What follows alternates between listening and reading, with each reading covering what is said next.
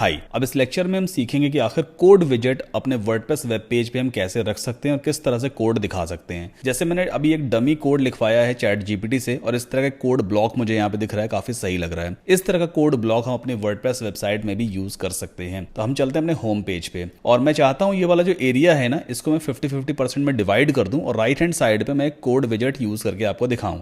तो पहले हम इस पेज को एडिट करेंगे with the help of Elementor. Then scroll down करते हैं और यहाँ पर ये वाला एक सेक्शन हमने क्रिएट किया था। आपको मालूम है कैसे क्रिएट करना है।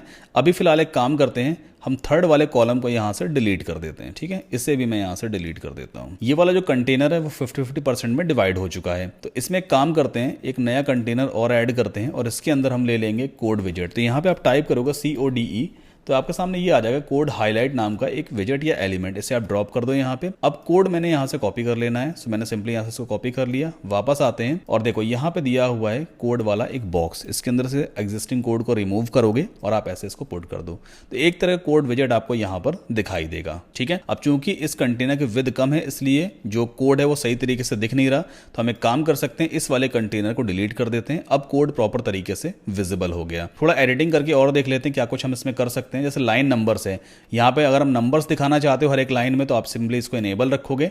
अगर मैं इसे डिसेबल कर देता हूं तो नंबर यहां से गायब हो जाते हैं। कॉपी टू क्लिपबोर्ड, इसका मतलब क्या है, जैसे ही आप माउस लेके जाते हो, देखो यहां पे कॉपी का एक ऑप्शन आ जाता है। मैं एक बार इस पेज को अपडेट करके आपको फ्रंट पेज दिखाता हूं तो आपको प्रॉपर तरीके से समझ में आएगा। सो ये हमारा होम पेज आ गया और यहां पर देखो ये कोड वाला एक विजेट आ गया।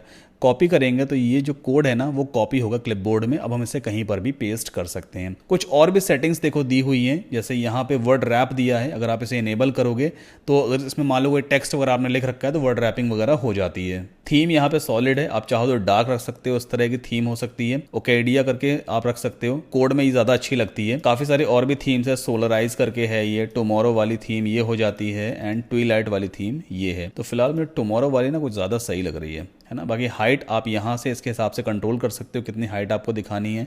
फॉन्ट साइज यहाँ से आप कंट्रोल कर लो, बड़ा छोटा कितना बड़ा फॉन्ट रखना है। डिफॉल्ट रखना है तो एग्जिस्टिंग फॉन्ट को यहाँ से हटा दो, डिफॉल्ट साइज अपने आप हो जाएगा। हाइट अपने हिसाब से आप ऐसे कंट्रोल कर लेना। ठीक है, एडवांस्ड में आपको अदर सेटिंग्स वगैरह मिलती हैं। फिलहाल इसमें आपको कुछ भी छेड़ने की जरूरत नहीं है। एक चीज़ और है यहाँ पे, लैंग्वेज जैसे जावास्क्रिप्ट है ना, अगर मान लो आपको HTML का कोड आपको पेस्ट करना है तो आप सिंपली HTML यहाँ चूज करोगे तो HTML का फॉर्मेट आ जाएगा।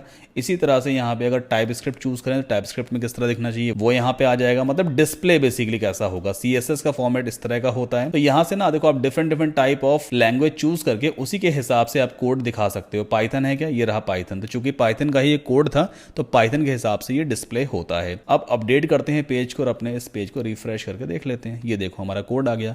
कॉपी करोगे आप, क्लिपबोर्ड में कॉपी हो गया, कहीं पर भी इसको पेस्ट कर लो। ये सारी चीजें ना देखो मैं आपको यूज करना बता रहा हूं, भले अभी आपके शायद काम की ना हो, बट आपको पता होना चाहिए एलिमेंटर में क्या क्या चीजें हो जाती हैं। क्या पता कल की डेट में आपको किस तरह क्लाइंट मिल जाता है, उसकी रिक्वायरमेंट मान लो यही रही, तो फिर आप कैसे करोगे, आपको पता तो होना चाहिए ना। इसलिए मैं छोटी छोटी चीजें आपको बताता चल रहा हूं। कोड विजेट आपने सीख लिया है, अब अगले लेक्चर में आपको सिखाऊंगा कि हम प्राइसिंग टेबल्स कैसे क्रिएट करते हैं। कौन सी प्राइसिंग टेबल, एक बार चलते हैं होस्टिंगर के होम पेज पर और हम जाएंगे होस्टिंग वाले पेज पे।